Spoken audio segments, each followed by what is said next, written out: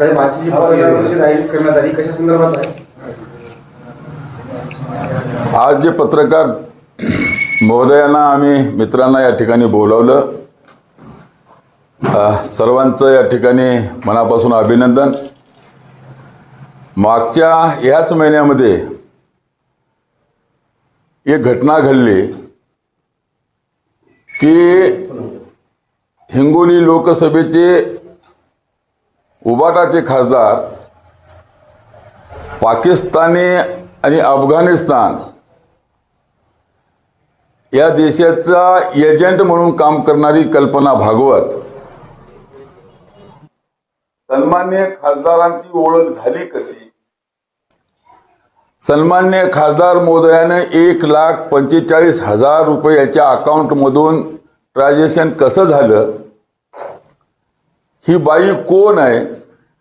मग आज जर पोलीसच्या दृष्टिकोनात जर ही हेरगिरी करत असेल, पाकिस्तानचा एजंट म्हणून जर या देशामध्ये ही बाई काम करत असेल, तिच्या अकाउंटवर जवळजवळ 19 कोटी रुपयाचा एवढा मोठा फंड त्या ठिकाणी मिळत असेल आणि त्यातलं त्यात हिंगोली लोकसभेचे उबाटाचे खासदार यांनी सुद्धा 1,45,000 रुपये त्या बाईला दिले. हे कशासाठी दिले? का दिले? ती जर पाकिस्तानची एजंट आहे ही जर पोलीस जर सांगत असेल आणि याच ठिकाणी मुस्लिम समाजाचा एखादा जर खासदार राहिला असेल किंवा खासदार राहिला असता तर भारत सरकार त्या खासदाराला तात्काळ तिहार जेलमध्ये आज बंद केला असता. NIMची चौकशी झाली असती, आज गुन्हे अन्वेषण विभागामार्फत चौकशी झाली असती, EDची चौकशी झाली असती, काय त्याला जेलमध्ये टाकलं असतं. मग माझा प्रश्न सरकारला एक आहे, जर तुम्ही एकाला एक न्याय देता, एकाला दुसरा न्याय देता, हे कुठल्या नियमात बसते? डॉक्टर बाबासाहेब आंबेडकरांनी तुम्हाला घटना दिली, त्या घटनेमध्ये असा उल्लेख आहे का? या ठिकाणी मुस्लिम समाजाचा खासदार राहिला असता ह्याच लोकांनी तात्काळ सरकारनं जेलमध्ये टाकलं असतं. तर मग माझा प्रश्न असा आहे की जर कल्पना भागवत ही जर हेरगिरी करत असेल, हे सिद्ध जर झालं असेल तर नागेश पाटील आष्टीकर यांना सूट का? यांनी सुद्धा देशद्रोह केलेला आहे, देशाची गद्दारी केली आहे. मग एका एजंट सोबत यांचे संबंध कसे आले? मग हा प्रश्न आहे, तो कुठेतरी चौकशी झाली पाहिजे आणि तात्काळ संबंधित खासदार यांच्यावर कारवाई झाली पाहिजे, त्यांना अटक झाली पाहिजे. याच्यासाठी आम्ही सरकारकडे ही मागणी करतोय. तुम्ही दाखवलं काय नाही दाखवलं का हा प्रश्न नाही आहे. ऑलरेडी रिकॉर्डला आलेलं आहे. हे रिकॉर्ड तुम्हाला सांगतो, कुणाला याला झाकणार नाही, नष्ट करता येणार नाही. प्रश्न असा आहे की ती महिला कोण? आज तुमच्या घरी हातगावपर्यंत पोहोचते, कशी पोहोचते? म्हणजे तुमचा काय संबंध येते त्या महिलेसोबत? आज तुम्ही सांगता तुमच्या पत्रकार परिषदेमध्ये की आम्हाला मंदिर बांधायचं होतं म्हणून मंदिर बांधायला मी पैसे दिले. तिची आई बिमार होती म्हणून तिच्या आईला बिमार, ही तिची आई तुमची कोण? प्रश्न हा आहे ना. मंदिर बांधायला तुमच्या गावातल्या मंदिराचा कळस तुम्ही काढला नाही, तुमच्या गावात तुम्ही मंदिराला 10 रुपये दिले नाहीत, होता तो महाराज तिथून तुम्ही हाकलून दिला काय? आणि तुम्ही या बाईच्या म्हणण्यावर कुठं मंदिर बांधता? काय संबंध येते? हे फक्त तुम्हाला सांगतो, याच्यातून बाहेर कसं निघता येईल एवढ्या पुरतं हे केविलवाना प्रश्न आहे. आणि सन्माननीय खासदाराची मला कीव येते, मोठेपणानं सांगतात की मी पोस्ट ग्रॅज्युएट आहो. कुठं झालं तुम्ही पोस्ट ग्रॅज्युएट? आम्हाला कळू द्या की.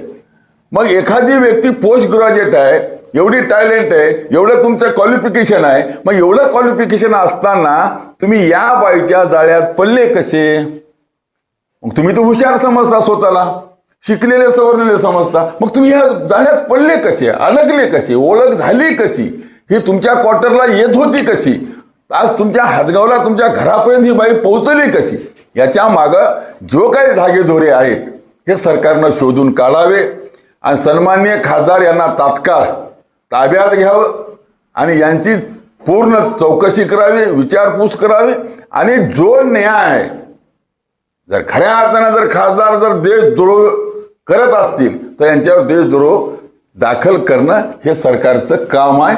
करायलाच पाहिजेत. एकाला एक न्याय, एकाला दुसरा न्याय नको आहे. एकच न्याय कुठेतरी असला पाहिजेत. याच्यासाठी आम्ही तुम्हाला या ठिकाणी बोलू. लोकसभेमधल्या जनतेला काळं पाणी न पाजणारा खासदार एवढे पैसे देऊ शकतील म्हणजे नेमका काय उद्देश असू शकतो त्याच्यामागे? प्रश्न याच्यामध्ये कुठंतरी तुम्हाला सांगतो फार मोठा गोपनीय तुम्हाला सांगतो बम फुटेल. कारण कसं आहे की अचानक एखादी व्यक्ती कुठल्याही ओळख पाळख नसणाऱ्या व्यक्तीसोबत एकदम एवढे समान लाखो रुपये आपल्या अकाउंटहून त्यांच्या अकाउंटहून ट्रान्सफर करणं हे तुम्हाला सांगतो हे साधी गोष्ट नाही आहे. हे अवघड गोष्ट आहे. सरकारनं गांभीर्यानं या बाबीकडे बघायला पाहिजेत आणि गांभीर्यानं कुठेतरी तुम्हाला सांगतो. कारण कसं आहे की देश हा मतदारसंघ हिंगोली लोकसभा मतदारसंघ आज आमचा नांदेड जिल्हा असेल, यवतमाळ असेल, हिंगोली असेल हे सरकारकडनं वेगळ्या अपेक्षानं पाहतात. तर या ठिकाणचा लोकप्रतिनिधी जर ह्या प्रकारे जर निवडून दिल्याच्यानंतर चाळी करत असेल तर अशा लोकप्रतिनिधींवर कारवाई करणं, याची चौकशी करणं हे गरजेचं आहे आणि ही चौकशी केली पाहिजे. आणि चौकशी करायला काय हरकत आहे? जर तुम्ही दोषी नाहात तर आनंदाची गोष्ट आहे आणि जर दोषी असाल तर शिक्षेस पात्र आहात तुम्ही. काय तुम्ही या भारत मातेशी तुम्ही आज धोका देत आहेत काय? मग ह्या सगळ्या गोष्टी तुमच्या समोर येतील. म्हणून आमची विनंती आहे सरकारला, नेमकं काय खरं आहे, नेमकं काय खोटं आहे हे कुठंतरी जनतेच्या समोर आलं पाहिजे. सरकारला माझी विनंती आहे की या घटनेवर आपण पांघरण न घालता किंवा कोणाला न वाचवता ज्या काही सत्य आहे ते जनतेसमोर आणलं पाहिजे. त्यांनी दिली आनंदाची गोष्ट आहे. चौकशीला सामोर जायला पाहिजेत. काय बोलणं सोपं आहे पण चौकशीच्या समोर जाणं हे कितपत सोपं आहे ते नंतर कळेल. कारण काय कर नाही तो डर काय मान्य आहे मला. जर तुम्ही दोषीच नाहीत तर चौकशीला समोर जा. तुम्ही जातो म्हणलं तरी जावंच लागणार आहे, नको म्हणलं तरी तुम्ही जावंच लागणार आहे. याच्यामध्ये कोणती मोठ्या मोठ्या पंतप्रधानांच्या चौकशा झाल्या, मुख्यमंत्री जेलमध्ये गेले, गृहमंत्र्याच्या चौकशा झाल्या. आज मला सांगा तुम्ही गृहमंत्री सुद्धा जेलमध्ये गेलेत काय, केंद्रीय मंत्री जेलमध्ये गेलेत, बऱ्याच राज्यातले मुख्यमंत्री जेलमध्ये गेलेत. कायदा सर्वांसाठी सेम आहे, सारखा आहे. याच्यामध्ये कोण मोठं आहे? कायद्यापेक्षा आणि किंवा या देशापेक्षा कोणीही मोठं नाही. लक्षात ठेवा. कारण काय देश मोठा आहे, कायदा मोठा आहे, काय जनता मोठी आहे. ह्या सगळ्या गोष्टी कुठेतरी पोस्ट ग्रॅज्युएट माणसाला कळायला पाहिजेत. आणि त्यांनी असं हे करणं चुकीचं आहे की ती बाई माया चुलत भावाच्या पोराला भेटली, कोण्या ट्रेनमध्येच भेटली. मग ट्रेनमध्ये भेटली तर तिकडं कशी आली, बरं तिकडं आली तर आली, हातगावला कशी गेली, हा एक मोठा संशोधनाचा विषय आहे. हो हे सोपं आहे का? हे सोपं आहे का? हे बिलकुल सोपं नाही. याच्या मुळापर्यंत जाणं गरजेचं आहे आणि सरकारनं याच्या मुळापर्यंत गेलं पाहिजेत आणि काय सत्य आहे ते जनतेसमोर आणलं पाहिजेत. कुठल्याही परिस्थितीमध्ये कोणालाही भेदभाव न करता, जाती वाद न करता आपण या ठिकाणी कारवाई करणं गरजेचं आहे. खासदार साहेब म्हणतात की मी मदत करणारा माणूस आहे. काय वाटते विधानसभेत लोकसभेत आतापर्यंत किती मदती केली असतील? उदाहरण एखादं आहे का? कोण मदत करणारा माणूस? खासदार साहेब मदत करणार आहे म्हणतात. हा सन्मान्य खासदार त्याच्या मुलाखतीत सांगतात की मी उदाहरणार्थ लोकांना जो का रंजले गांजले त्याशी मुनिबा फुले साधू तोची ओळखावा, देव तेथेच जाणावा, पूजा याची करावी. म्हणजे हे फार दानशूर माणूस हरिश्चंद्र आहे. हरिश्चंद्र राजा आहे. अहो कोणाच्या कपाळाला लावायला कधी रुपया दिला नाही या माणसानं आणि मुलाखतीत सांगतो तो माणूस की मी दानशूर आहो. हे दानशूर नाहीत, हे घेशूर आहेत. आणि हे घेसूर असल्या कारणामुळं यांनी किती घेसूर काम केलं हे लोकांसमोर आलं पाहिजेत. काहीतरी सांगून दिशाभूल करण्याचं काम तुम्हाला सांगतो करतात. यांच्याकडे बोलायला जागा नाहीये. यांच्याकडे पत्रकारांचे प्रश्नाचे उत्तर देण्यासाठी सुद्धा तुम्हाला म्हणतो यांच्याकडे कुठलंही उत्तर नाहीये. हे पक्के अडकलेले आहेत.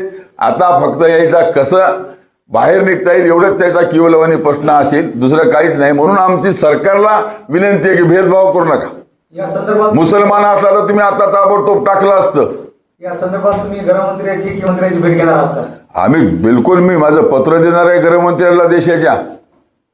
मी अमित शहा साहेबाला भेटेल, त्यांना माझं एक लेखी पत्र देईल की या केसमधलं सत्य बाहेर काढा, जे वास्तव आहे ते बाहेर काढा, दोषी असेल तर त्याच्यावर कारवाई करा, काय त्याला कोणालाही सोडू नका, असं मी स्पष्ट आम्ही उल्लेख करून आम्ही त्याची मागणी करणार, मी स्वतः मागणी करणार. शेती गेली, तिकडे क्वार्टरला गेली, कुठं गेली ती की माय हा गिरी संबंध असल्याशिवाय आली का? आणि गिरी पैसे दिले का तेवढे?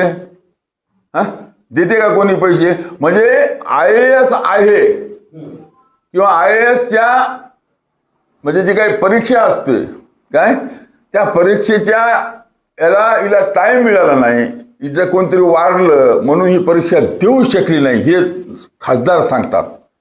म्हणून यायला क्यू आली, म्हणून तिला 15 एकदा 10 एकदा 25 एकदा खपकतल होती पैशाची.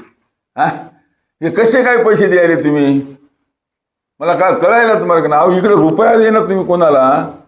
कोण्या महाराजाला हाकलू द्यायले तुम्ही देवाधिका देव खाणार आहेत तुम्ही, आणि तुम्ही काय वाटणार आहात तुम्ही? हा तुम्ही हरिश्चंद्र राजा समजायले काय स्वतःला? कारवाई होणं गरजेचं आहे, आमचं बाकी काहीच नाही.